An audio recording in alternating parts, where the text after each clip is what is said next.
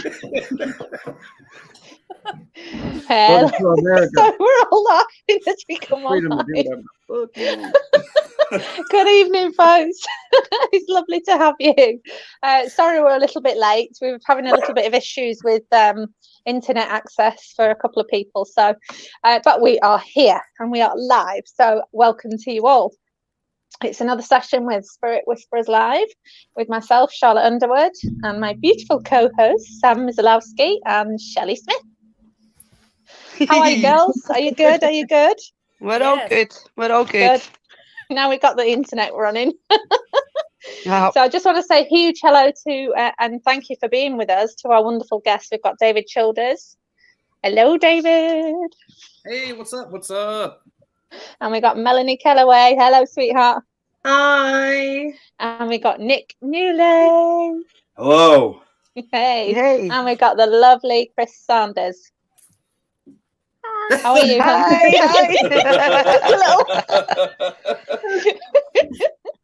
So once again, guys, sorry we're a little bit late, but we are here, so that's the main thing. Silly computer or whatever issues. So, guys, I'm going to hand over to our lovely Shelley Bobs and let her start. Well, listen, thanks again. Thanks to all of you for coming in, and thanks to everybody watching in tonight. We're really looking forward to this one tonight. David, you're first in the firing line. Hope you're ready for this. Just before you start, Shelley, I'll just say a quick... Sorry, David. Just say a quick hello to everybody that's coming in. There's too many people coming in, so I can't say hello to everyone, but thank you for joining us tonight. Go ahead, Shelley, sorry. Brilliant. So, David, you're obviously the It's Haunted Network, and same as Chris, and thanks very much for allowing us to broadcast your show on your network. But that's not your whole story. Can you tell me a wee bit about where it all started for you? Oh, for me? Yeah. Okay, well, no, being in the paranormal field, Sorry? Being in the paranormal field, the story. Yeah. Yes. Yeah. Basically, whenever I was 13 years old, see, my family, they lived on a battleground, Civil War battleground in Vicksburg, Mississippi. And I just got through watching Crocodile Dundee. So I went outside. I made me like a little boo. Oh, Chris, stop it. I know you've heard this story many a times, brother, many a times. So bear with me, sir. I'll just I know it's that boring. He's hiding. Chris, behave. You're gonna notice it, Chris Sanders. Oh, Chris, go to your corner. No, Chris, come back. Chris.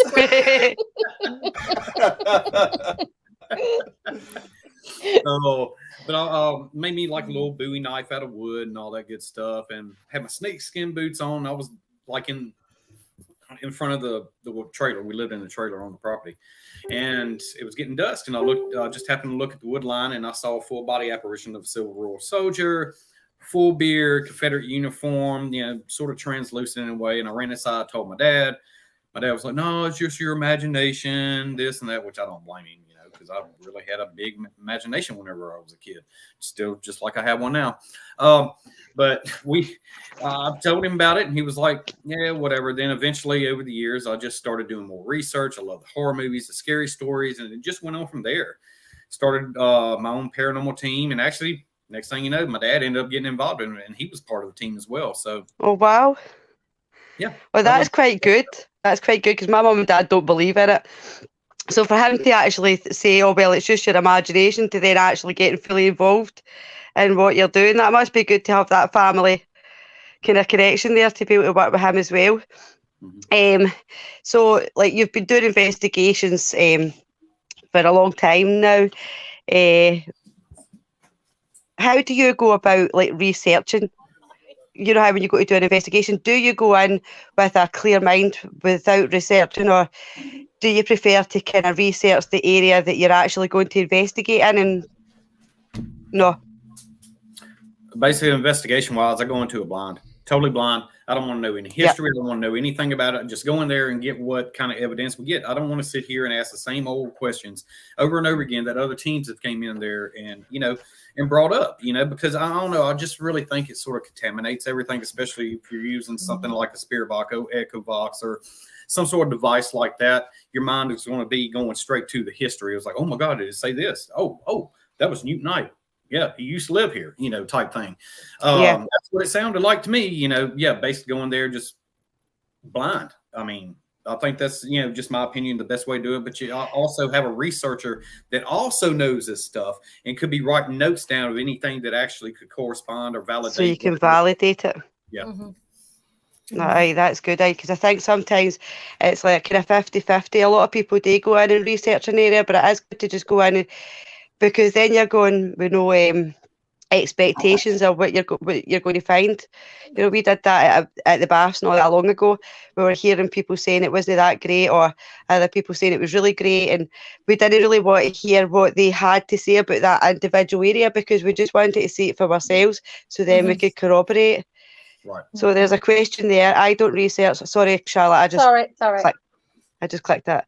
I don't research. I love making contact with spirit and seeing if what they say is true. It really is. It's like it's getting into virgin territory and hearing their stories from the start. And it's always good just to kind of hear how everybody else plays out their investigations if they do actually research it. Because, well, just for us to kind of learn and for other people to hear that. So, is there any places that you would refuse to go? I refuse to go. Yeah. Like my ex-wife's house. I refuse to go there. I would never go there. I mean, I've learned my lesson. That was a very traumatizing experience. So yeah. I think Rocky Springs Cemetery would probably be one of the main ones I wouldn't go to because it just at that. Well, I would say the real Conjuring House because there was a lot of stuff that happened there that I was like, holy shit, I've never seen before in my life. But it was cool documentation. That place there is like Grand Central Station for spirits. It's in and out, different ones in and out. But Rocky Springs is probably the best one because that's where I got really, scared at. Now, if Kuhn Hospital was still around, that was, one of my, I guess, obsessions that really affected my life. But that would probably be Kuhn Hospital. I would not deal with. You can check that out on Shameless promotion. Haunted Hospitals Travel Channel, season 2, episode 13. That's a all right. I'm actually in the process of watching that just now, so that's quite cool. I will get to that. So when you were young and you seen like the spirit, it was a soldier. Did you say, David? Kind of. Was it like a soldier you saw when you were young, when you first seen your apparition? Yeah. It was a soldier. It was a Confederate soldier. Do you kind of see? Do you see kind of? Do you see like lots of apparitions? Are you kind of like Charlotte? Like your mediumship, kind of psychic minded? Can you see people quite often? I don't know what to say. There's a Claire for that, but I don't know what one it is. Charlotte, you need to help me out with that. Let's put it this way. I like clairvoyant, yeah. Clairvoyant. The easy one. I like using scientific tools more than anything during the paranormal investigation. I'm just going to leave it at that. That's the way I like looking at it, is scientific way. Now we have other people like Miss Charlotte, and I don't know if y'all have abilities or not either, but that's why we leave it to y'all, and even Chris down there, leave it to him.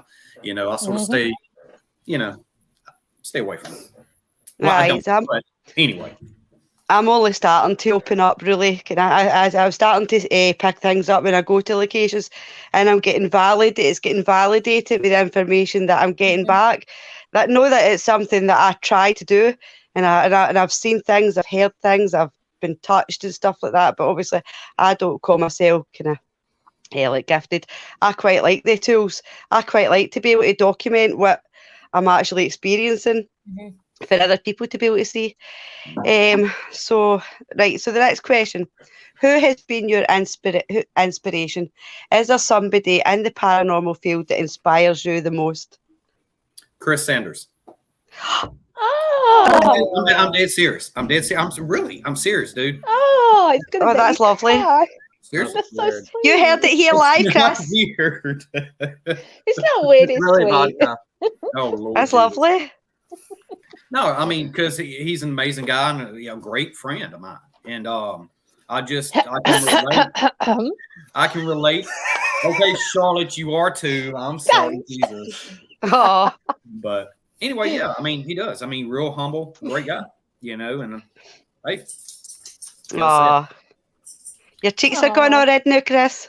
That's No, it. actually, I think he's been drinking. Guys, I just want to also say, because I didn't at the beginning, tonight is obviously we stream through It's Haunted Network, which we are really grateful for you guys, but we've also this evening it's our first night on Parapost Network, so we're really excited for Yeah. that. So I know Brian's watching tonight, so hi Brian. Hi. And thank you for this opportunity as well. Yep. Right, So- Christopher. Oh, sorry, Shelley, have you not finished, my Oh darling? no, sorry, poor David. He's got a couple more questions left. No worries. I'm just trying to get all my talking out the new so I can have a break. Right. So, what about the best location? Now we've talked about the one you would be least likely to want to go back or want to visit, but what would be your most favourite? What is your most favourite location, David? favorite location. I got so many of them out there that's collected. I've collected so much evidence over the years. I wouldn't say I, but we, over the years. Favorite location, man. I mean, probably one of them was the Lindley House in Vicksburg, Mississippi. Oh, no, matter of fact, I'm going to go right here, right now. One of the favorite ones is the Black Swan Inn in Tilton, New Hampshire. That place is amazing. The owners are paranormal investigators as well. They're very hospitable. I mean, you go there and get a room, and they are open arms to investigations and all that. They also rent the place out, and it's definitely cheap. So, yeah, that would be a great location. Absolutely. Black Swan Inn. Yeah. Noted. And what has been your most? Now, obviously, you do interviews as well. You do interviews in your channel. It's Haunted Network. What has been your most interesting interview to date? Now, it doesn't need to be like you've interviewed someone. It could be like somebody that's interviewed you, apart from like tonight. Right? What's been your most interesting interview to date? Which show? Like my favorite show, or that? No, just kind of on your own network, kind of when you've been doing your talks, when you've been speaking to your guests and stuff like that, or you've been interviewed and you've had a good, like you really enjoyed it, and the person that was like interviewing you. Like favorite shows, this and that. Yeah, go for it. I'll tell you one of them. We had Brian Murray and Rochelle Stratton on there. That was a good show. Oh my gosh. Chris could validate. I mean, he is right here. Dude, I know we laughed so hard. I know I laughed so hard. My face was hurting, especially with the pickle episode. I mean, the story about the pickle, this and that was freaking an amazing show. And really, I couldn't stop laughing. I mean, I was hurting the next day too. But that was probably, I mean, all the shows, all the guests we've had on are freaking amazing. That one right there just stands out because it was a story that never was told before. And they actually sit here and told it. And I was like, yeah, cool, But well, it's always good. I mean, we're obviously new to this, but we've had such good guests on already. Hi, Bud. And Bud's one of our guests coming up soon. Brilliant. Yeah. Well, listen, I think I've interrogated you enough, David. I'm going to hand you over to Charlotte, okay? Thanks very much. Bless you. I'm just going to say, guys, I just want to say a huge thank you to Shelley because she is poorly at the moment with horrible COVID. So she's on here tonight. So dedicated. We love you. There. Thank you very much, my doll. Get there. I couldn't miss it. Right, Mr. Chris. Hey. Don't look so worried. Oh, right. I'm not worried. So I want to ask you, Chris, what was your first experience with spirit? My first experience was the age of 7. I saw a spirit sitting on the end of my bed. Actually, I woke up and just saw them sitting there, and that's kind of like my oh my god moment. And Did it interact with you? No, it just stared at me. Mm-hmm. Yeah, and then I threw my blankets over my head, fell asleep, woke up, and it was gone. Oh, bless you. I was 7. I was scared. So Yeah, that's it, isn't it? yeah. Bless you. So obviously growing up, obviously, as you say, you've been able to see spirits, sense spirits, and you work on a psychic level as well. I want to ask you about that because what made you take that path doing the psychic mediumship? To be honest with you, I kind of closed it off for a while. And I mainly only use it for like home investigations to basically cross the T's and dot the I's kind of deal. I'm like Dave, like when I go into an investigation, I don't want to know anything about anything. So that's what really got me interested in it, because it was more of like I had this stuff going in my head. Was I crazy? That's how I felt. But then I knew the answers, like these people were telling me after the investigation. So that's what made me really go on that path. I'm like, whoa. There's a question here for you, actually, Chris, from Okay. Paula Pearson. How did you overcome the fear? The fear of being scared as a kid. Honestly, it grew on me. It was more or less like the more that I saw them, the more I understood. So the fear went away after a couple of years. But I mean, like all these paranormal investigators out there will say, I don't get scared. I don't get scared. I'm sorry, but if I'm in a place and I see a shadow going by, I'm going to jump and I'm probably going to scream. So because that's normal human nature. That is normal human nature. Well, if somebody says they're not going to jump, then they're lying. Yeah, no, we all get still scared. I mean, it's one of those things where, like, you know, let's say in my home, I'm not expecting to turn around a corner and see like a gentleman or a female standing there, and you're just like, holy shit. Yeah, Chris, that reminds me, I saw that video that Kyle videoed at the USS Salem of all of us screaming. Dude, I'll post that again. It was hilarious. Somebody of us grabbed my shirt. I remember that. Somebody yanked on my shirt. Yeah, I know. All of us backed up, dude. We were like, oh, what the hell? What's going on? And Chris, like, something's moving. I'll start walking over there, and everybody's in a huddle, and they're right behind me. It was like Scooby-Doo type stuff, dude. I mean, all I can imagine now is you going running off. This I gotta see. Definitely post it. Post it. Video. It's a really funny video. Somebody bangs on the wall and it gets us all to jump. But to answer that question is how do you get over being scared? You really don't. It stays with you. It's just you more or less you kind of expect to turn a corner and see somebody standing there or hear a voice like, hey Chris, you know, that kind of deal. I mean, do you think for you, Chris, it's more I know for me, obviously as a medium, I don't get scared, but if something comes near me very quickly, it's like, oh, it just takes you back a little bit, doesn't it? So that it's not so much that you're probably scared, it's just you're like, woo, you're taken aback. Yep, no, that's exactly it. But it'll be like I'll drive home from an investigation, I'll look in my rearview mirror and I'll see somebody just chilling out in my back seat. Yep. And it's like, whoa, what the? I remember one time I quickly pulled over on the side of the road and literally got out of my car and looked through the back seat because I thought somebody was there.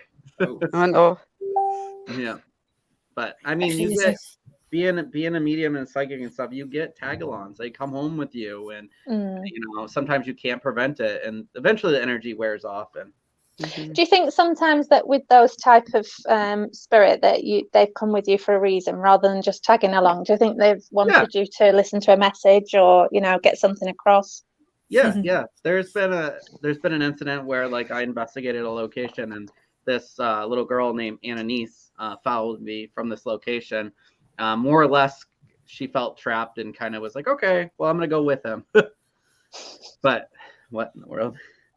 My advice, never do an alone challenge. Scared the crap out of me.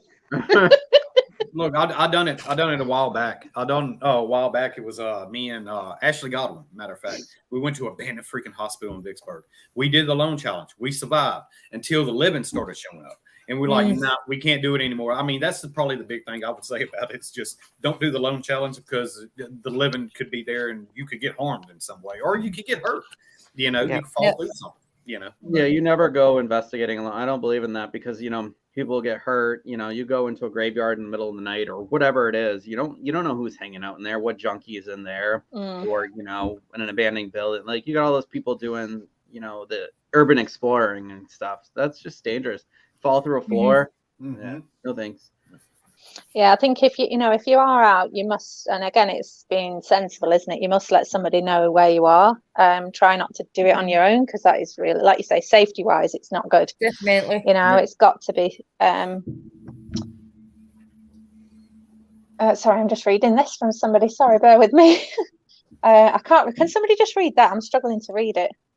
God. Oh. Message for Charlotte. When spirit is near you, do you get a warm feeling in your body? I have experienced this, or does it depend from person to person? Oh, okay, I will answer that for you, Joe. So it's different for everyone.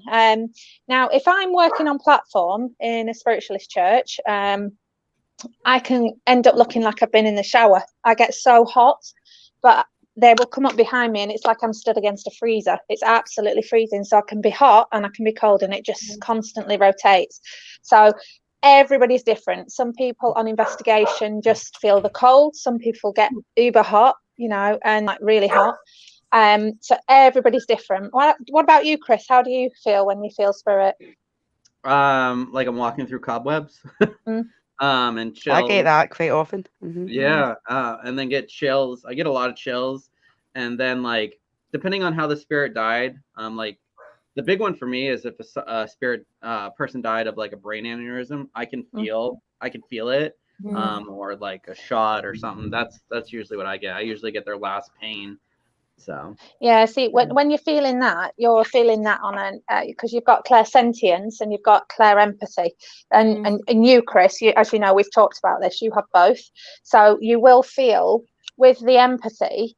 You will feel how that person passed. It will literally make. Cause I get it. If somebody's had a heart attack, I'm like, and it just I can't breathe just for a few seconds. But with clairsentience, you just sense how they pass. You don't actually physically feel it, and this is where a lot of people don't, because they don't look into connecting with spirit. Some people just don't understand it, so that there is a difference between the two.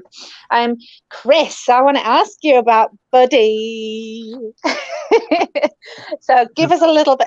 Chris has got his lovely Buddy out this evening. That sounds terrible. She's talking about this, Buddy.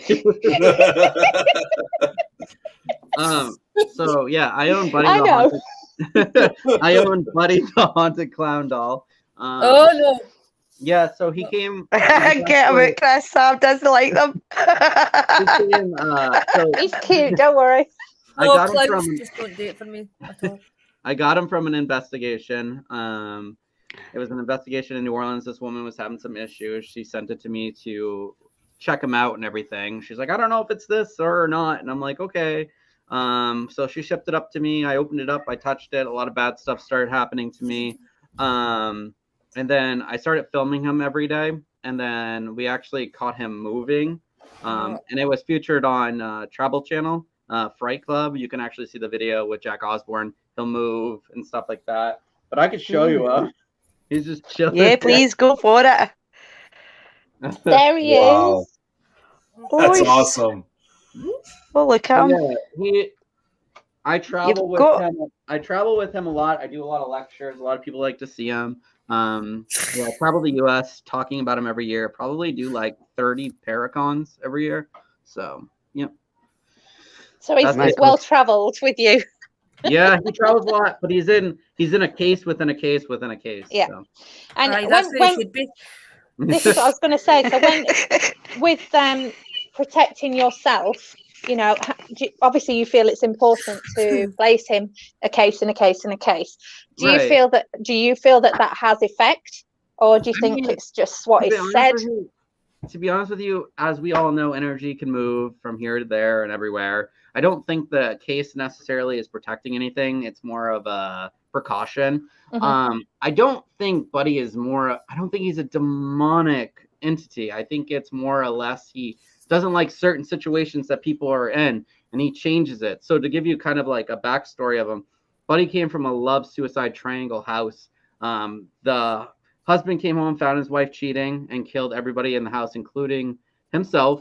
And then this woman used to collect all these porcelain dolls, and Buddy was one of the ones that were in the room. They sold all these dolls in an estate sale. That's how I got Buddy. This woman bought him and then sent him to me when she started having it up to. more or less messes up people's relationships or situations. He's like, okay, this is not a good situation for you to be in. So if you touch me, I'm going to ruin that situation or fix it. Some people look at it as a good way and some people look at it as a bad way. So I was going to say, could it be in a good way? Because obviously if the situation's already not great, and it's say it's a split of a relationship, that relationship was going to split anyway. Hello, Madonna. What was that one? I'll put it off. I got a weird pressure on my throat when you showed the clown. Do you think that can happen, Chris? What's that? So she got a weird pressure on her throat when you pulled your clown out. When you got Buddy out. People have felt that. People have felt headaches too, chest pains, that kind of things. And I just tell them, I'm like, don't really look at it as a bad thing. I don't know what to know, but everybody's laughing at, by the way. It's how you said the question. Oh, is it? Oh, well. That's good. I got it. See, I overturned that. I'm definitely boy. I'm used to that. I was trying not to look at David. I don't look at David at all. I have his screen off. He's got that shine. There it is. Horseshoe. Right there, the horseshoe. Yeah, the horseshoe. Well, Dave's always. See, he's like, got take my face. Anyways, good evening, Sheena from Scotland. Chris, I want to ask you as well. So, I know how it was for me as a child growing up. That at times it was extremely hard to actually get people to understand what you were seeing, and I tended to shy away and keep it locked in. But then I started to open up more about it because I found that more people were starting to understand.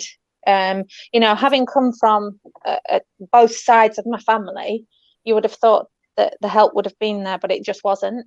And how did you find as a child? Did you have any help from family? Nope. So I grew up Roman Catholic. I went to a Catholic school, so everything that I was going through is bad juju. I'm totally praising the devil and all that stuff. That's the way they looked at it.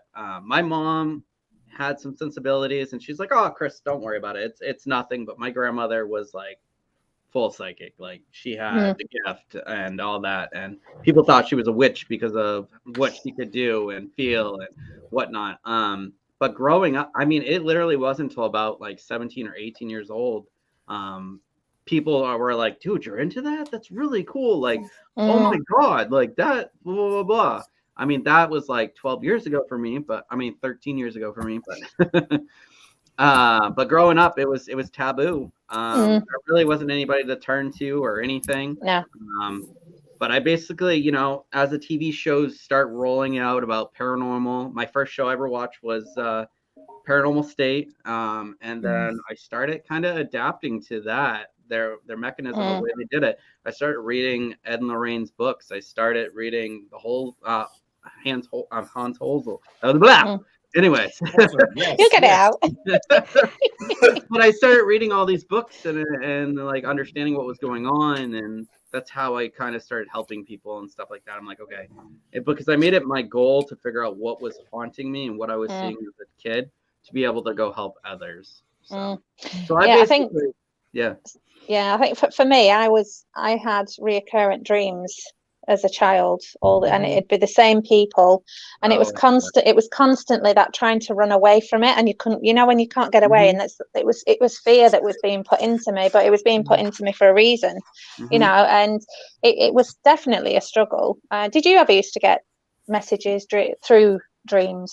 I did get messages through dreams, and I more or less it was them coming to me, kind of like letting me know that they're here, kind of deal. Like I'd wake up and all of a sudden, you see a hand moving over my white blanket and stuff like that.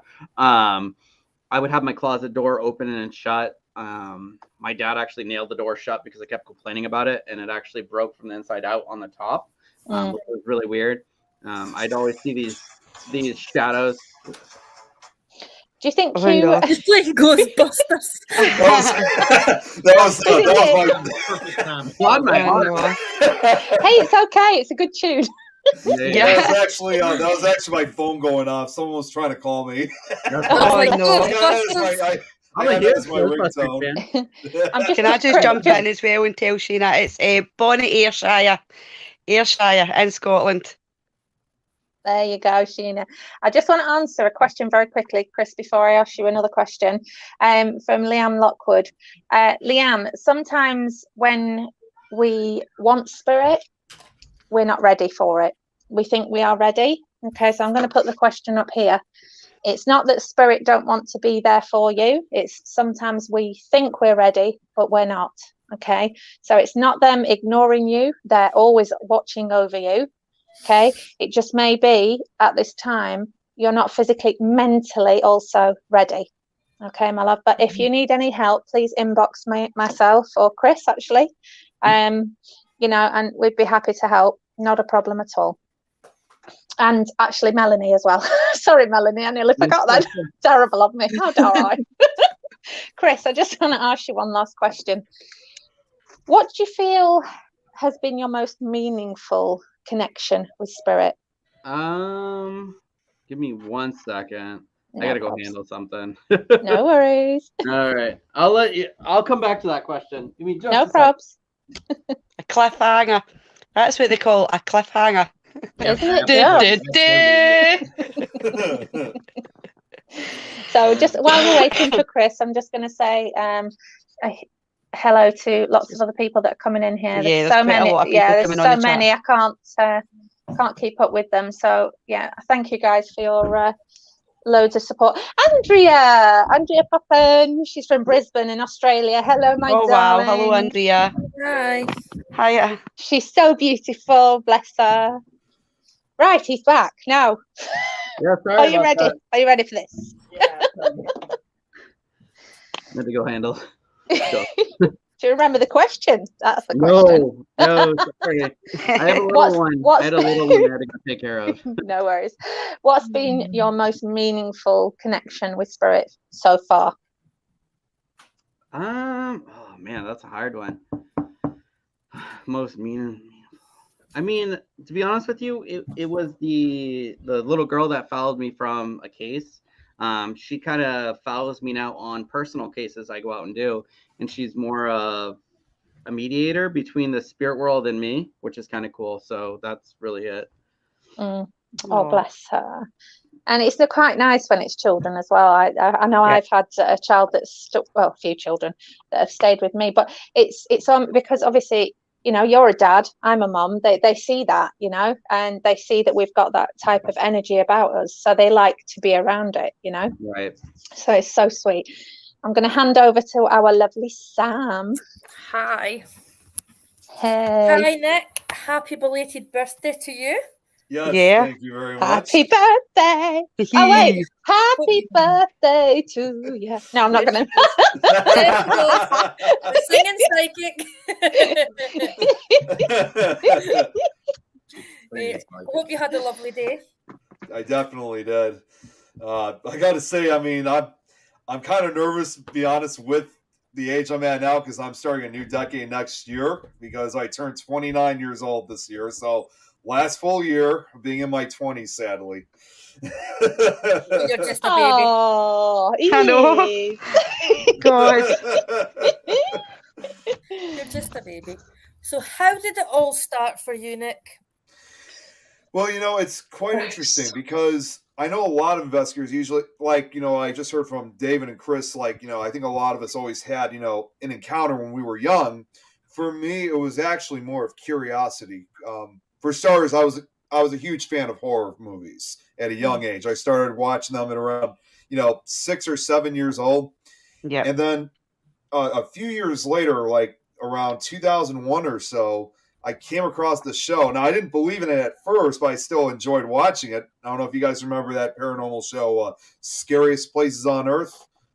Yeah, great show, I still think. I know some people say some of it's probably fake, but I still watch it anyway. But, you know, that was something that, you know, I think a lot of us horror film, you know, fans really loved watching. But it wasn't really until now, fast forwarding a few years later, in 2005, I was scrolling through the channels one day, and all of a sudden I come across the Travel Channel, and there's this show. It's called Most Haunted. Which of course was still kind of the big paranormal show at that time Yeah. prior to Ghost Adventures running. I'm like, oh wow, what is this? So I started watching it, and I see that there were other paranormal shows that were running afterwards, and it's like, it's the moment I started watching, it's like that's when the true, like interest in the paranormal for me began. Yeah. Of course, you have to remember again, 2005. Yes, we did have a number of paranormal shows, at that time, but back then, we didn't have as many groups that you could reach out to at that time. Facebook did exist, but that was when it was still a college website. So your only way of getting inspired by that type of subject was through a lot of these television shows. Mm-hmm. Totally So agree. did that spurn you on to like form a team, or did you go out by yourself at first to investigate, or to grab more experience? Or Well, my first part-time investigation, because obviously I started off small. So in other words, I kind of climbed through the ranks. I went on my first investigation when I was 14 years old. It was at two different locations that we were at. The first one was a place called the Sim Smith Bridge, which is located out near Rockville, Indiana, which it's an old covered bridge, but it does have, a reputation of being haunted. And although I didn't really get to, experience anything, I was still able to, learn how investigating works. In fact, I even had some of the tools already by that. I had the EMF meter, I had our EVP recorder, dowsing rods, a laser thermometer. I mean, a few of those. And then the other location was a place called the Hotel Colorado, which was located in, I can't remember which town, but it obviously was located in the state of Colorado. And that was, my dad, of course, was with me for that one. But, that really gave me some practice of how, investigating is supposed to work for me. So, I was able to really educate myself, at quite a young age. that's good. Cool. That's really good. Has there been anywhere that you've went or would like to go, but then when you think about it more, you're like, oh no, I don't really want to do that sort of thing? There actually is, excuse me. There actually is one location that it's not really a public location. It's more or less a private residence. But what's interesting about this location was it's been featured on. I'm sure you guys have seen the show Paranormal Witness, right? Mm-hmm. Yeah. Okay. This one still creeps me out to this day. Do you guys remember that one episode that was called Nightmare on Chestnut Street? It was where those 3 college students Yes. stayed. Oh my God, I have not watched that episode since. That one scared me so bad.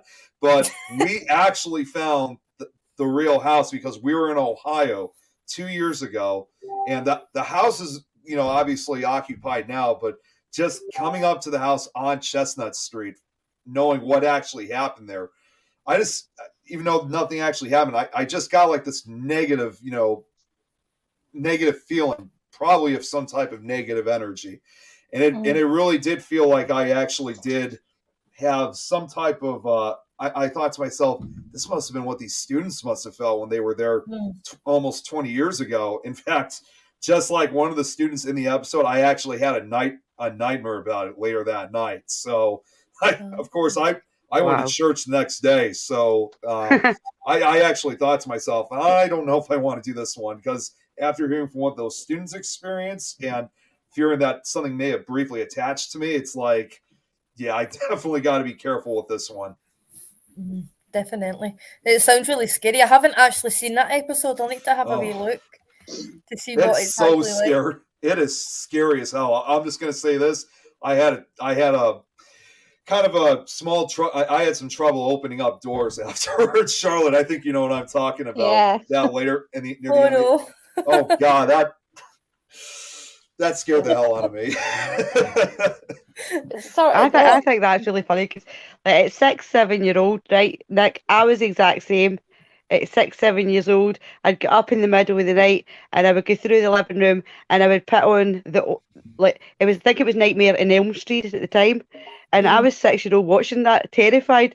So to kind of have a wee bit where you would actually go in and think, oh, I'm too scared to watch this program. I don't really want to go into that location, But at 6, 7 year old, we were brave enough to be able to watch the shows, the films that obviously not scary now, but at the time it would have been. I want to ask you a question actually, Nick, because it was one that was mentioned earlier. I'm going to put it to you as we're talking about scaring. So do you agree demons are just negative energy from life? Or I'm not going to say the rest of it, but do you feel that they are demons, or do you feel that it's talked too much about with the word demon? What are your thoughts on that? So, in my opinion, I mean, I think there are truly demons, actually out there, and I think a lot of people could agree. But in my opinion, I think they're, obviously they're relatively rare. A lot of the negative entities that I've encountered over the years were pretty much obviously. See, I don't really use the term demon very often. I often will either use the term like either a diabolical or a negative entity, or I'll say even inhuman entity, because even if it's not entirely a human spirit, we always just focus on demons too much. There could be other types of, inhuman entities out there. Like, we actually had an investigation 3 years ago. We heard this growl, but the growl to me didn't sound like it was demonic. To me, it actually kind of sounded more, honestly, my best description actually sounded more ghoulish, if anything. So it was like some kind of ghoul that we had encountered. So, but yeah, in my opinion, I just think that it's used too much. And in all my investigations I've done, I've only had 3, maybe 4 encounters that I would actually call demonic. You've investigated the Juliet prison, haven't you? Yeah, that's correct. It's just an hour away from me. How did you find that? Because obviously it's well publicized, the Juliet prison. So Joliet prison, that was obviously, oh man, that's been going on. It's been going on for years now. It's up until 2018. Everybody wanted to get into Joliet prison because between that and the time it closed back in 2002, it was abandoned. Nobody was, no one was using it for any reason. They never really used it for anything else. And then in 2018, they began doing both history and ghost tours. I was actually fortunate to be one of the very first investigators to actually investigate that prison. And I got to say, the first night that we were there, which, by the way, couldn't have come at a better time. It was right at the beginning of October. So what a better way to start off the Halloween season. It was, I mean, the activity was unbelievable. I mean, I'm thinking it was almost like as if this prison was like waiting for people like us to actually come in, see what type of responses we got. And we were there I was actually able to go back a few times because I was also helping out with the tours. So it seemed like each time we were going back, the activity, it just got more and more intense and active. I mean, it was probably more at an exciting point, I think, more than anything. So it's a place that I definitely recommend for a lot of people. I'm hoping to go back soon, although right now the Joliet Historical Society, they took over the tours, so we're trying to get them back. But we will be back soon. It looks amazing. I love the idea of like an old prison and like the old asylums and old hospitals and things. That's my kind of thing. That's what I like to go in to see. Yeah, I mean, it's when we walked in, everything in the prison was pretty much was exactly how they left it after they closed. Yes, sadly there was some damage, and typical place like this, there was some vandalism, but for the most part, it's pretty much exactly the same. But it is massive. It's the second oldest prison in the state of Illinois. Right. Wow. So I know as well that you've wrote some books. Well, I've actually only co-written one book, but I am starting to write my own kind of not a whole book, but my own novelettes. So what drove you to do that? So the story I co-wrote was actually for a book by, I think you guys know Mike Ricksecker. You guys know who he is? Mm-hmm. Yeah. Mm-hmm. He's written a number of books. He has a show. He has a show of his own called Edge of the Rabbit Hole. So another, big paranormal investigator. And he does these stories that are called, Encounters of the Paranormal, and they do them, in different volumes. So I was offered to write a story, a paranormal story of my own. in his Volume 4 book. And the story that I written was called A Paranormal Journey Begins. And it talks about my very first full night investigation, which was I had the opportunity of investigating Waverly Hills Sanatorium when I was only 17 years old. I mean, although I said I started at 12, Waverly Hills, the investigation I did, which was back in 2010, that was the real first investigation that actually truly started, my career in the paranormal. So it really talks about not only of what I encountered at Waverly, but also, how I reacted to it and how I, was able to, I guess you can kind of say, deal with it, for lack of a better term, throughout the entire night, because we were there from sunset to from dusk till dawn. Brilliant. In a short space of time, you've done so much, and you've grown it, and you're well respected in the paranormal field. Everybody that I've spoke to, regarding yourself and thing, I've always said, Nick's brilliant, fantastic, he's well respected. Yeah, he is. So that's really good to be as respected as that, and it's good because it can be a bit cutthroat and it can be a bit politic wise, but that's really, really good. So what's next for you? Well, I know starting in about 3 weeks from now, I'm going to be getting back into the investigation field, because last year, sadly, I wasn't able to do as much, but this year I'm officially back. We're going to be going back to Crown Point Jail up in Indiana, and I will be making appearances again at Paracons. I got the first Paracon next Sunday, at the Chicago Paranormal Conference. So, but I think it's just really just getting back into the field. Fantastic. Look forward to seeing what you do next. Yeah. Thank you, Nick. Sure. I just want to answer, because I'm seeing a few questions from Leanne Lockwood. Leanne, sweetheart, please do not think your questions are awkward. They are not at all awkward. We are happy to answer them. I will say to you, when you asked, and I am going to say this, when you asked why mediums can't give names and dates, I can. Chris can. Melanie can. We can. It depends who you go to see. Okay, we all have, there's lots and lots of different ways of doing mediumship. There's not just psychics, there's not just psychic mediums, there's not just spiritualist mediums, there's evidential, physical, transfigurational. There's lots of different ways of doing mediumship. It's about finding the right one for you, sweetheart. Okay, so if you have any further questions, please inbox me. I'm happy to help, because there are mediums out there who can do that for you, my love. Okay, so it's just finding the right one, sweetheart. All right, so please don't think your questions are awkward. They are not. It's valid information that you need to know. All right, so Melanie, hello, and thank you, my darling, for waiting all this time. How are you, sweetheart? That's okay. It's so cold. Oh, I know. Yeah, it's not so warm in the UK, is it? No. And whereabouts are you in the UK, Melanie? I'm in Bristol, actually. Oh, so, yeah, you're a bit further from me. I'm Berkshire. Yeah. I want to ask you a question, my darling, because obviously we were chatting before, and you were saying to me you first connected with spirit between the ages of 5 and 6. What was that experience that you had then? Quite scary, actually. Interesting what Nick was saying I was very interested, even at the very early age of the deceased, if you like. I was kind of a bit of a lonely child, if that makes sense, a bit of an odd bod. And I just seemed to be gravitating towards that energy. I always had this sixth sense of knowing I was never alone, if that makes sense. And we lived in a very, very old Victorian house with a cellar and everything. So from a very small age, I'd be sat having full-blown conversations with very, very old.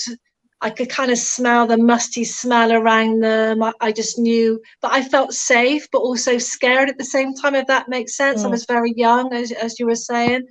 And it just happened, I suppose. It was just always there, and it was a lovely lady. In fact, I drew her in my book that I wrote, and I can still see her today, a very old Victorian lady. Victoria, her name was actually, but nobody believed me. And from a very, very small age, she'd stand at the top of the stairs or stood by my bedroom door at night and talk to me at night, but nobody believed me.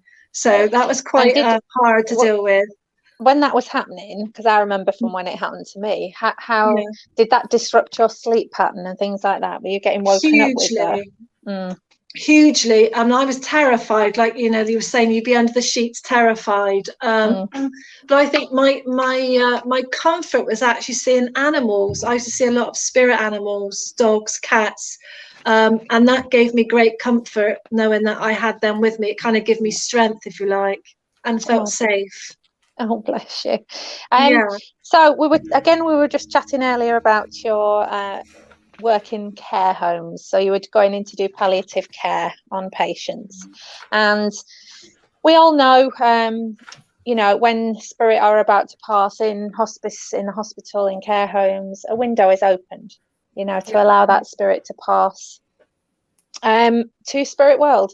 I want to ask you a little bit about what your experience was when you were around these beautiful patients. As I explained, it was kind of like working in a twilight zone, if you like. I actually felt I was walking in between two worlds. And at times, even the floor seemed to move, even the walls seemed to move around me. It was like I was living in two worlds. And I actually found it very difficult to actually come to terms with who I was and where I was at the time. But I will say, even though I'm psychic medium and I love paranormal investigations, it fascinates me, the history. I'm very angelic with it as well. I love working with the angelic realms and things like that. And I felt seeing the angels coming to collect them, even though they'd be days and days suffering with pain and, you know, completely out of it with medication, to actually be able to see the angels and their loved ones collect them and waiting in queues, literally in the corridor, was absolutely mind-blowing. And at one time I actually thought I was going completely crazy because what I was seeing, and I felt that was really my opening and turning point, knowing that was my purpose here, is actually to help that person cross over. They were very scared. They'd be holding my hand. They didn't want to go. They could see dark, they could see light. They didn't want to go. Some of them, they were really scared, but others couldn't wait to go. And that was really difficult emotionally and physically for me to deal with. I become quite unwell with that, I must say. But in the end, very rewarding. I understood it more as I done it more. I feel you, Melanie. I do that type of work. I work for the NHS, so I deal with people that are dying on a daily basis. So I completely feel you. I know exactly what you mean when you're talking about that. It's so hard, but it's so rewarding at the same time. I agree, and I think the hardest thing for me was actually it was the families more so, because some of them were so close-minded, very arrogant, and had no level of understanding of different worlds. And I felt I will say, it's almost, I've always said I've had X-ray vision in women, because I only got to look at someone in the eyes. I could sum them up. I could sense their energies, what kind of person they were. And I feel a lot of them, there was no love there. There was no compassion there. And I got to know this person more than a family got to know them. And I felt this person become part of my family. But at the end, I felt very honored by spirit. I felt I was very honored of actually seeing and helping that soul go over at peace, not scared, felt loved, held their hand. And that really was a massive turning point in my life. And that's what I started to really understand, the purpose of spirit, angels, and what I'm meant to be doing.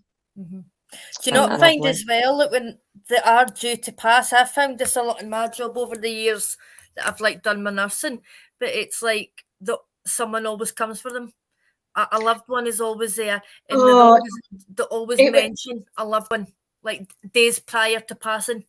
Yeah, it was very consoling for me, because I feel quite overwhelmed talking about it, because I've got very close to a lot of the residents there, and I got to know them on a very personal level. I would buy them flowers on a daily basis and hankies and nice things to help them, as families didn't want to know them.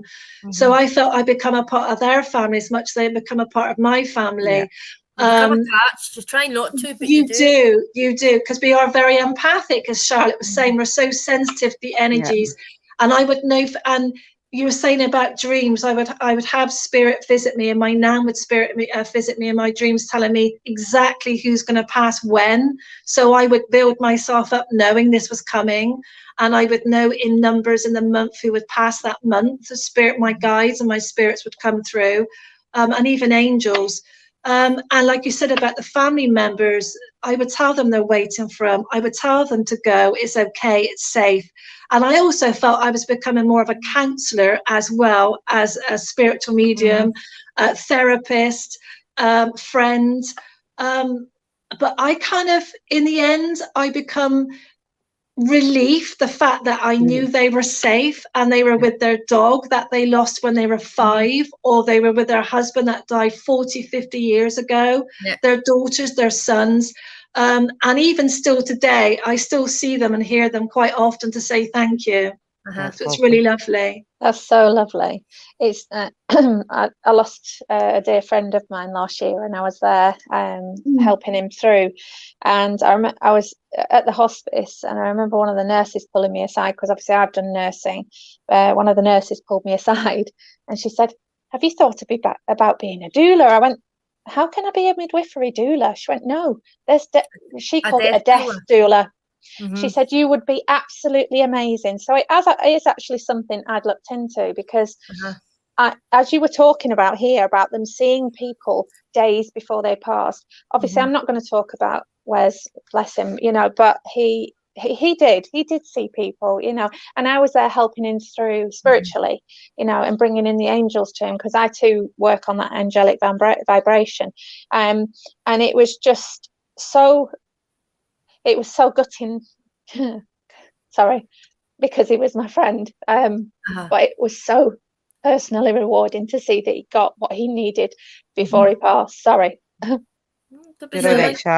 completely understand. And again, Sam was saying, working in the nursing field, when they come in and they're suffering with dementia, and you comfort them and you console them, and they be showing me photographs of their dog that died 10 years ago, but I could see that dog sat with them on their lap, or I could see their husband Jim sat next to them saying, "Come on, it's about time you come over now," and it was kind of, it took the pressure and the fear away from me. And I think the last 20 years, I've always been interested, all my life, I've been interested in ghost, spirit, paranormal. I love history. I'm a massive history buff. I love going to castles and placing my hands on walls and feeling the history, etc. But I feel the most rewarding is definitely helping them cross over. It's incredibly rewarding. Oh, bless you. It sounds amazing. It certainly, I get exactly where you're coming from, because, you see, I actually looked into becoming a first responder, and because they have them in the UK, we have first responders. Sam was a first responder. Yeah, Sam's done that.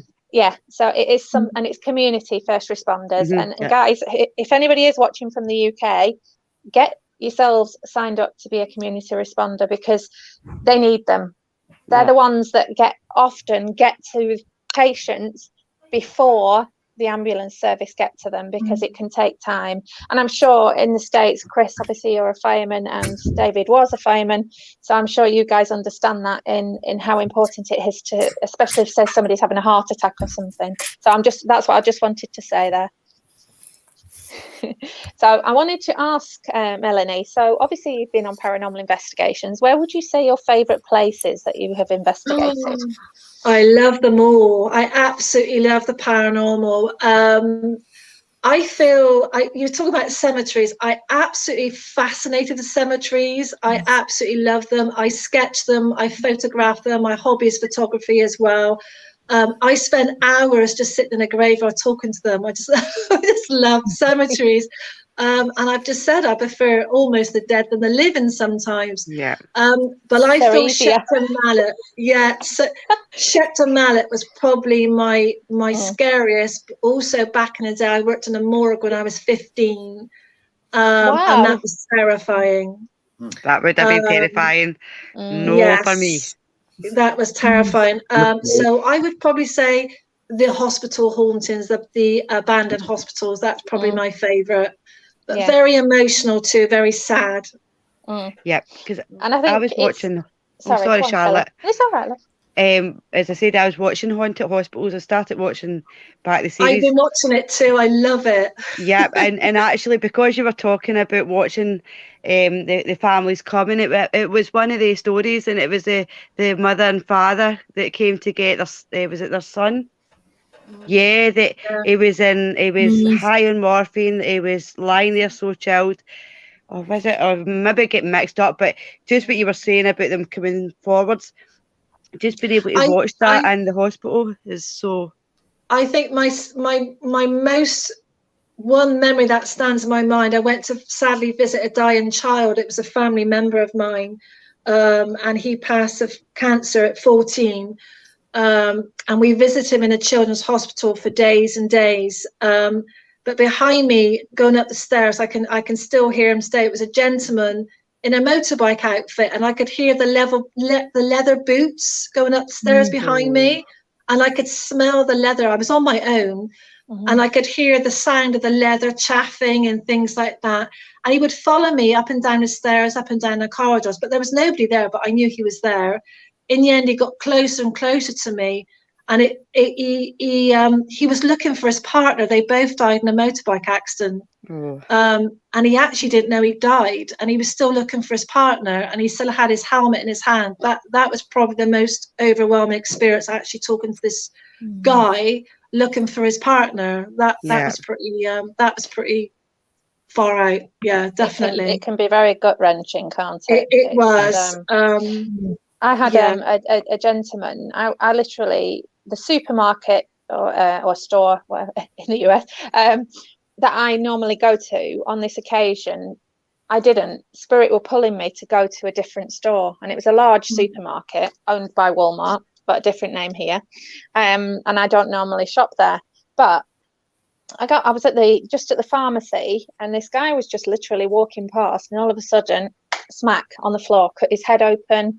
And obviously, with having medical knowledge, I just asked the pharmacist. I said, "Can you please watch my daughter?" And my other daughter was there anyway.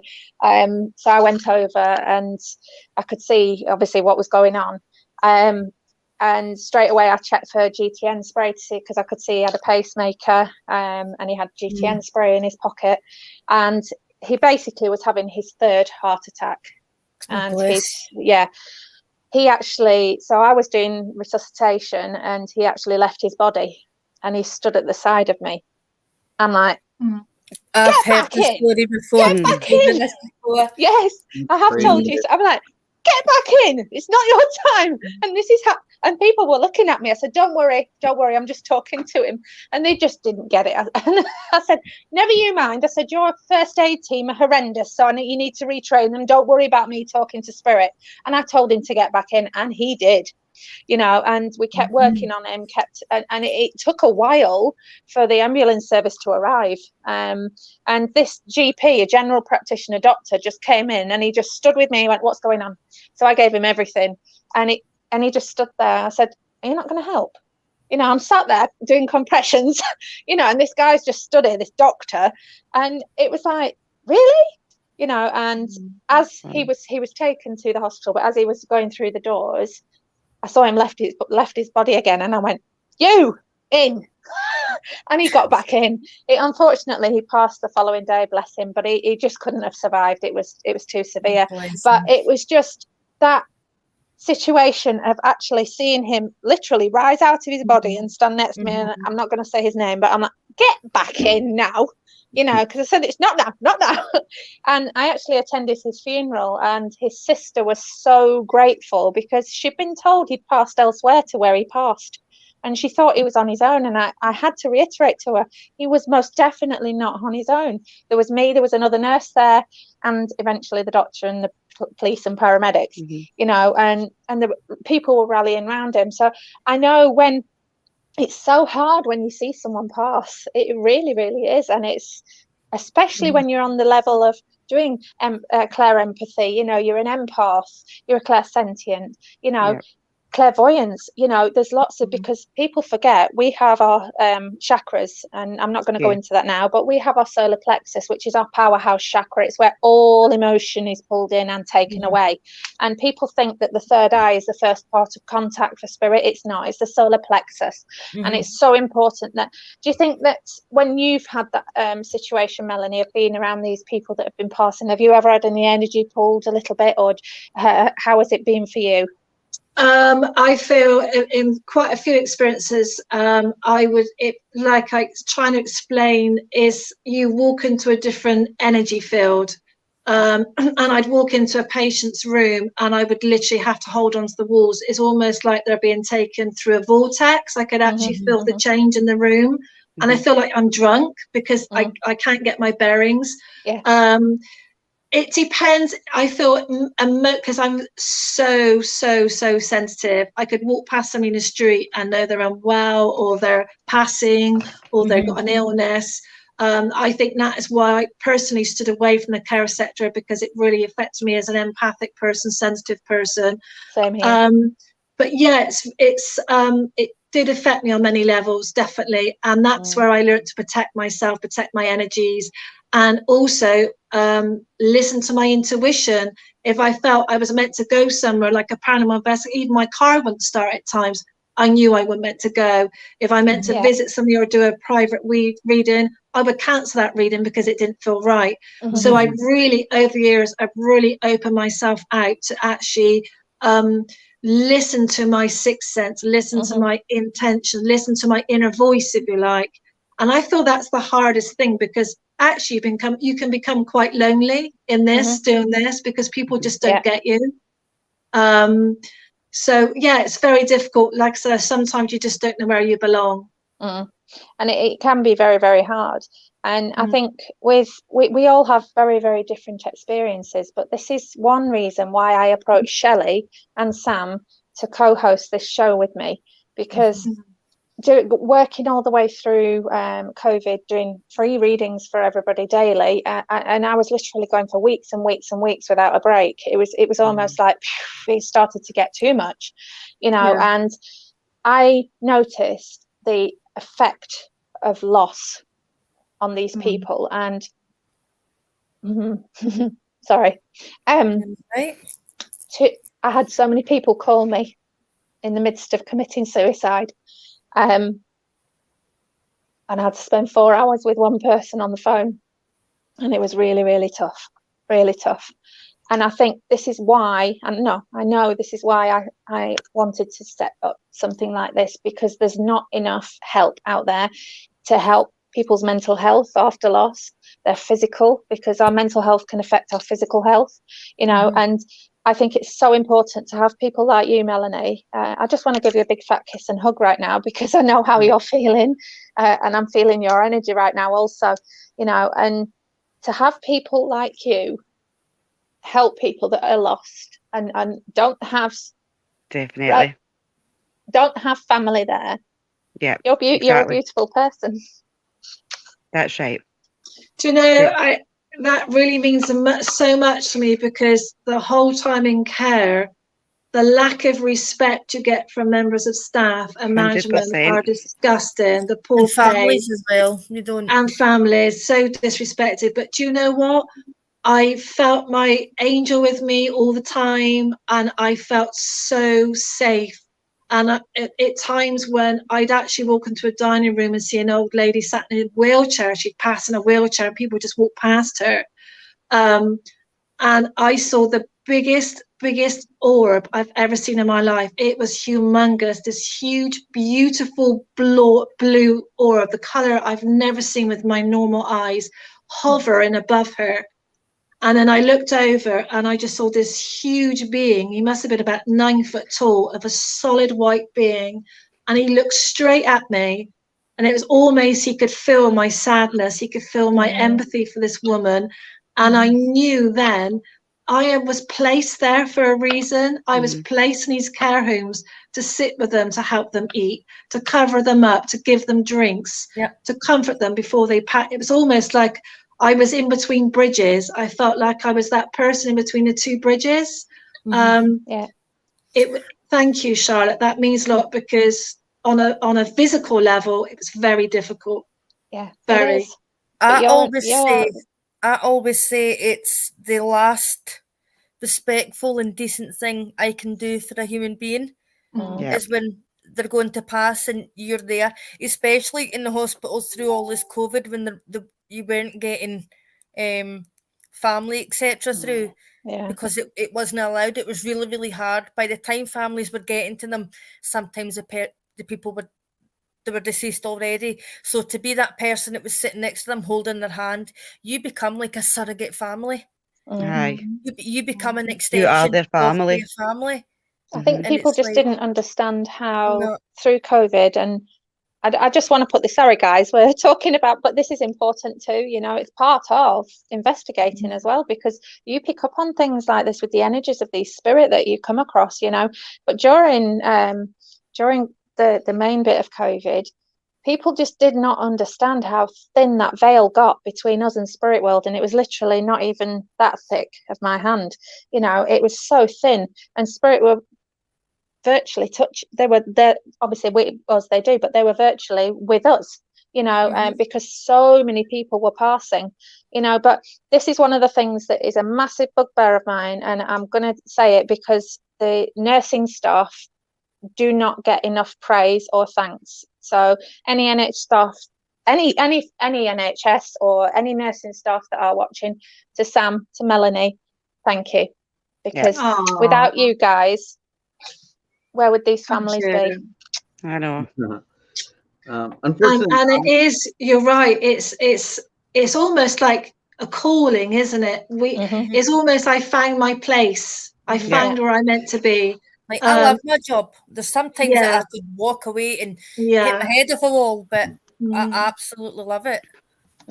I've actually stepped away from it now for lots of reasons. I felt, to be honest with you, it made me very poorly for a very long time, because I felt it sucked every bit of my energy away from me, and I had to make that it's a different decision. type of energy, isn't it? Yes. You know, and people don't get that, and that's where this comes in with paranormal investigating, because you've got obviously investigators going out and feeling these energies, but you will find a lot of investigators don't understand the difference between energies, and I'm sure David and Chris and Nick will and the girls, you know, will agree to this, because we come across so many different energies, but it's so important to understand what these energies actually are, instead of going, oh, it's this, when it's usually not, you know. And what are your thoughts, David, on that? Well, guys, I'm so sorry. So sorry to interrupt. I'm so sorry, dude. I've got a party that's about to happen here in like 10 minutes. So, so yeah, gotta head off. I've been trying, like, I was like, I gotta go feed the kids dinner. I was like, no worries, guys. Chris, it was great meeting you, David. Good to see you again. Yeah, we'll talk soon. Thanks for coming. Thanks, guys, for coming on. Bye. Bye. Thank you. Bye, it's David. interesting. Bye. Lovely to meet you. Bye. It's really interesting you're saying about paranormal, because I felt when the person had passed in the room, and I would go in after cleaning the objects, their clothes, their shoes, etc., photographs, I would always open the doors and windows to let them out. But sometimes I'd go back the next day and I would still see that person in that room, just walking about, because they were so heavily dosed with medication, perhaps they haven't accepted or know they've passed.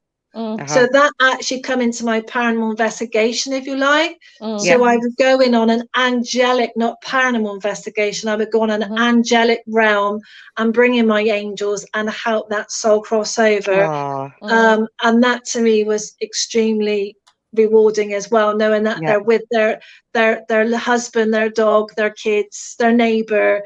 And that was very rewarding, very.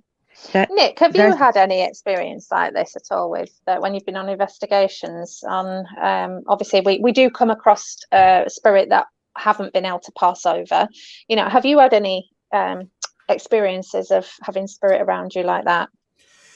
Not necessarily, but I have communicated with them on multiple occasions. And of course, even if I'm not the one that is like hanging around. On many occasions, though, like if we do have someone, who's, a psychic, medium, clairvoyant, or sensitive,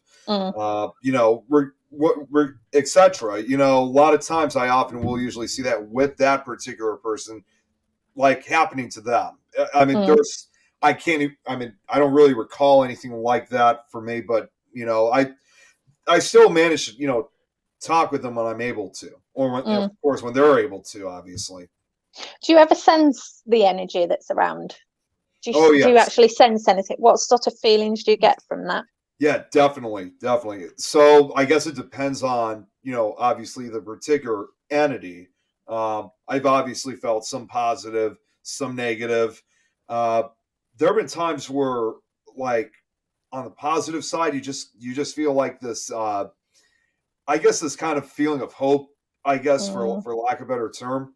And then on the negative side, of course, you may get that feeling of, uneasiness or even for some people, kind of anger at times. I think it really depends on, again, the entity, and also, what may have also occurred in that particular realm. I think some people, so with you, Melanie, I don't know how it affects you, but I know sometimes if it is a negative energy entity, then I'll feel nausea straight away. Is that the same for you, Melanie? But I think more so it's emotion, because I'm very sensitive, and I would probably, like the gentleman was saying, I feel their pain. I would know how they passed, and I would feel the symptoms of that person, and that can be very, very overwhelming. The sickness is definitely with the paranormal. I actually, it's almost like a force field in front of me, and I just cannot go any further. It's like a resistance, and I know I can't do it. I just pick up too much. So definitely get that. And I feel awful for days sometimes, where I'm so physically drained. I think this is with investigating, and everybody has their own thoughts on it. So I'm going to ask Nick on this one. With regards to protection, do you put any protection on yourself, Nick, before you investigate at all? Oftentimes, we usually do say a prayer, right before we begin, because even if we don't have anything, it's always best to have some kind of prayer. However, over the last couple of weeks, I have been collecting, particular items, for future investigations, especially those that I know for a fact are going to be intense. Like, because like Chris, I grew up Roman Catholic, so I got holy water, got salts, but in addition, I also have sage, healing crystals, which of course, healing crystals I'm still learning to use. I'm still new in that field, but for the most part, I have a lot of that kind of material now. A good one for you to take with you on investigation is tiger's eye, because it repels any negativity. I don't know if I've heard of that before. So it literally looks, if you look at the stone, it literally looks like a tiger's eye, hence the name. Okay. Yeah, and it's a good one. There you go. Sam's got it on it. I'll have to remember that, definitely. Yeah, but obviously before you use them, do make sure you cleanse them, but check whether they can. With selenite you can't, because it's absorbent, so it will take in water if you put salt water. And obviously it's really important to have it in mindset that you are protected, and I think that's something that sticks very strongly with me. Everybody has their own opinion, but I have seen how, from an old team, I have seen how somebody's life can be messed with so much because they don't use any protection whatsoever, and it physically can make people ill, emotionally it can make people ill. So it's a big thing for me, that is there any location that you have been to where, because somebody asked earlier about attachments, so I'm just going to, because obviously we've been chatting away, but so I'm going to ask Melanie and Nick on this, if that's all right, and then see if the girls have any questions. So any investigations that you've been to where you may have felt that you've either been harmed or you've had an attachment? I went to Shepton Manor, which is obviously in Shepton, one of the notorious prisons where the Cray twins were and they actually buried their prisoners on the grounds of the prison as well, very, very old grounds. And ironically, I went with a professional team, clearly didn't know what they were doing. And they placed us all in different parts of the prison. Was absolutely terrifying. This goes back hundreds and hundreds and hundreds of years. And Yeah, we I've were been there. placed, it was terrifying. Yeah. And of course, like you said, the intention, again, my mindset is very strong when I'm working with spirit. I feel like I become somebody else. I'm just somebody else completely. So I did put my mindset of the protection, the shields, etc., and obviously the people I was with. But this woman next to me was invoking or conjuring up a spirit in the cell. And of course, she didn't know what she was doing, and she was so professional. And I was saying, stop doing it. And she's like, oh, touch my hair, pull my hair, and do this, and touch one of us. And I could see this bloke. He looked about 30 stone, covered in complete tattoos, bald. And he was circling. I could feel him breathing down my neck spirit. And I'm saying, please don't pick me, please don't pick me, please don't pick me. And I was absolutely terrified. And this spirit just come closer and closer to me. And this woman's egging him on. And this professional woman in the group saying, it's okay, it's okay. And I'm like, it's actually not. No, the guy it's stood not. behind me. And I could see the transfiguration of people's faces changing, where the spirit was morphing into different people. And that was terrifying. Of course, being incredibly psychic, that was terrifying. And I looked at my friend, and she knew what was happening. And this huge gentleman stood within my energy field, if you like, and my whole structure of my body changed. And the anger I felt, I wanted to kill somebody. I wanted to place my hands around her neck and literally physically kill her, where she had made him angry, and all he wanted was some peace and quiet. Yeah. That's all he wanted. Yeah. And that's one of the things I will say, and it's I always say normally it's in my opinion, but this makes me very angry that you have teams like that do that. That is a no. You must, regardless of what you think about protection, and these people are coming along, and there are some my team doesn't have waivers. We have insurance, so we don't have waivers. There are teams that have waivers. That's fine, do that, but don't shirk responsibility of the fact that you are there to protect those people. You are inviting these people to these venues and letting those people think that you know what you're doing. And this is what frightens the hell out of me when I see it, that they do not protect these people, and it's you will find some investigators that'll say, well, you don't need to put protection on them because it's a personal choice.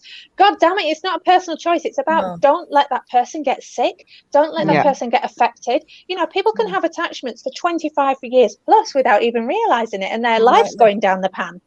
So this is one of my things that I'm going on, aren't I? But I'm just passionate about it because I see, and Melanie, we see what spirit can do to people. When you've got, this is why I always say to people, if you can have a medium that's a reputable medium going out with you, then that's much better. Don't go out, because the people that don't have somebody that connect to spirit will never, ever understand how much damage can be done. Even if it's just a pair going out, I know most people are sensible, but you have to be so careful. I've literally had a negative entity that was taken off this lady that had a 30-year attachment. And at this particular church, they thought they got rid of this entity, and it was in the corner. And I tried my best to put it into a lead box so it just wasn't able to get out. And it tried literally getting in through my head, and I could feel it. And another medium that was in there, and I wouldn't let it because obviously I've got that strength and protect myself. Another medium that was in there, she sent, I just saw Jesus in front of me. And that's the only time I've ever seen it. She told me afterwards she sent it, and I hadn't said anything to her of what I'd seen, and it's so important, because just because you put protection on doesn't mean that you cannot pick up on spirit. That's just rubbish. It's a fallacy. It doesn't stop you connecting. How do people think we work as mediums? We always protect. It's so important, but we still get tons of information through. And what do you think about this, Nick? I know obviously it's on a mediumship side, it's a bit different, but do you believe that should be the case? I think it should, because these people who claim that they're gonna help out and protect these people when they're going on an investigation, it's that kind of thing where they may say that, but I think they may be really underestimating of what they're actually dealing with, because it could also be one of those things that just because these tour guides or whatever haven't experienced anything themselves, that doesn't mean whoever's actually investigating is. And it's not even just I should also add this as a word of note, because I had something like this happen to me last year, believe it or not. But it was actually one of the last Paracons I was a part of. It was not only in regards of safety to possible attachments, but also even for like what Chris was saying earlier, like abandoned buildings and stuff like that. We were in Kansas last year for Fear Fest, and we were supposed to be having the world's largest ghost hunt. One point, I had to separate myself from the group, to go use the washroom. The tour guide showed me where it was, and I'm in this massive, the basement of this temple. It was massive. It was at a Sonic temple. And when I came back out, the tour guide was gone, and the team I was with, which I don't really blame them, because I don't think they realized I was still down there, but I'm kind of more mad at the tour guide from that, that location. They all left me downstairs, and I was just like, I was literally, not only have I never been to this place, but I've never been in the state of Kansas before in my life until then. So I wasn't really familiar with this place, and I was literally lost for 5 minutes. I felt like every time I was trying to, find an escape route or find the stairs, it felt like I was just going deeper and deeper into the building. And that's almost that kind of thing where if there was something down there with me, I could have been an easy target for some kind of attachment. Yeah, of course. So I eventually found my way through, but that was actually one of the few times that some people will say, well, maybe I could have had a chance to investigate. We had to go upstairs first of all, but it was one of the few times where I actually was kind of scared, not paranormal wise.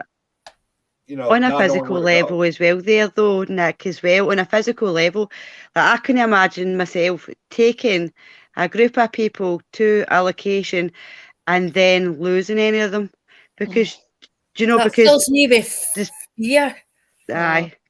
Despite what could happen, if there's any spiritual attachments or anything like that, you could just have hurt yourself, seriously. Yeah, absolutely. And I was fortunate enough. Yes, I had a flashlight, and to make matters worse though, this was like a deep basement, so I didn't have a phone connection, so I couldn't call for help or anything, from anyone upstairs.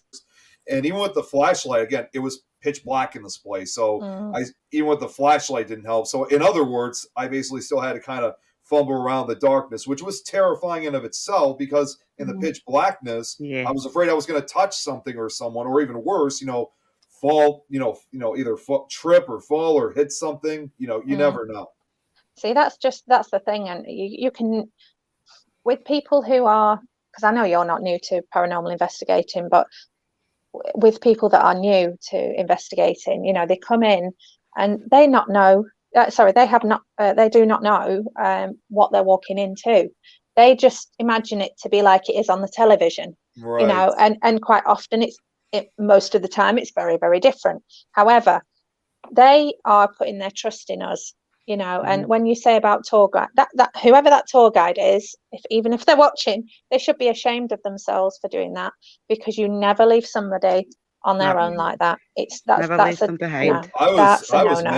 I was mad. I wasn't mad, like I said, at the group, but I was mad at the person who left me down there, because I've never been to this place before. And I will share with what and I got to say, Charlotte, with what you said is absolutely true, because I actually have a young girl right now who is interested in wanting to become an investigator. She's like in her early 20s, and she messaged me a few days ago about wanting to learn how to investigate.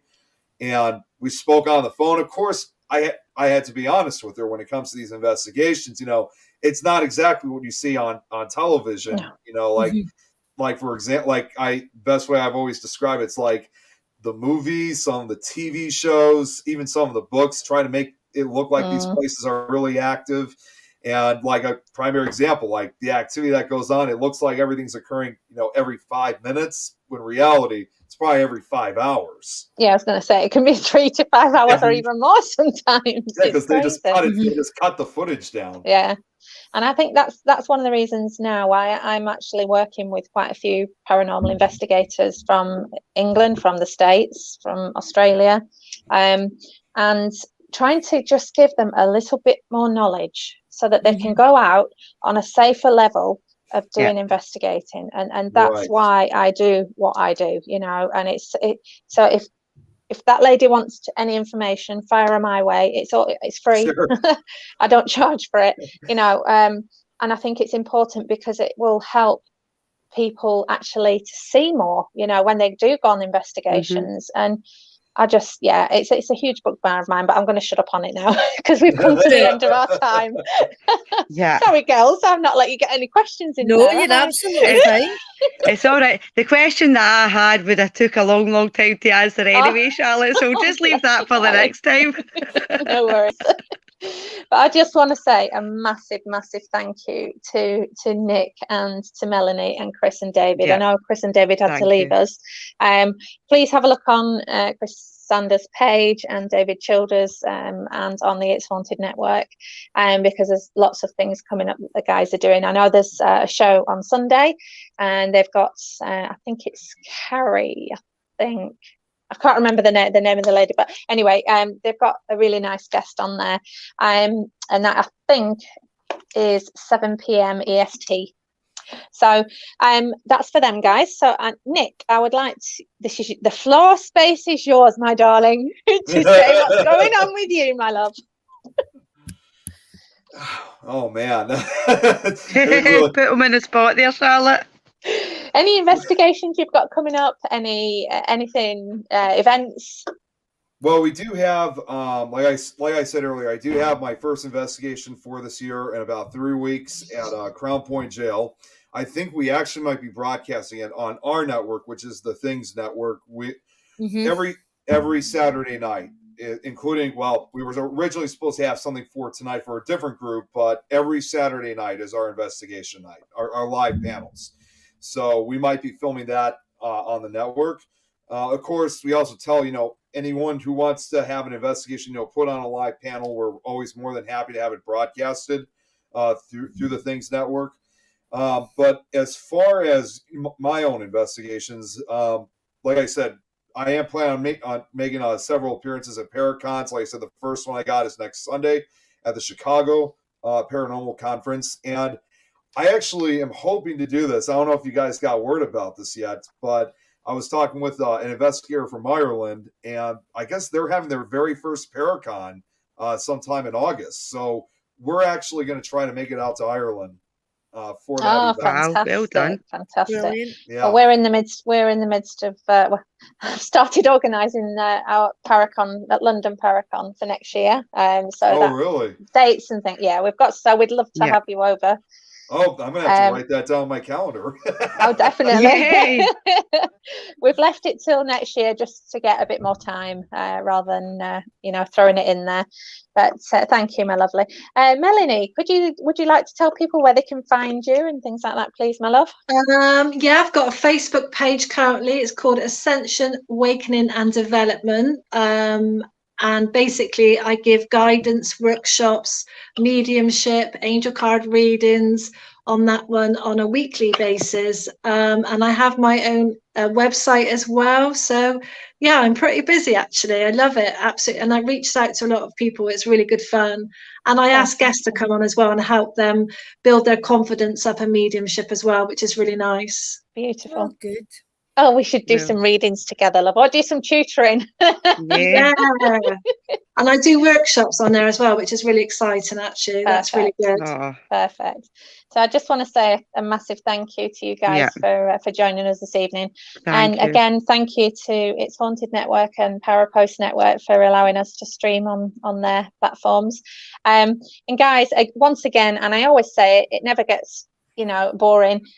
Without you, we wouldn't have a show. So a huge thank you to you listeners, watchers, thank you for your support with Thank this. you. And if anybody has any questions on anything that was raised tonight, please message me or the girls. Happy to help. And we're going to send lots of love out to you this evening. Yeah. So thank you ever so much, guys, you. and take care and good evening. Take care. Night night. Bye. Take care. Bye bye.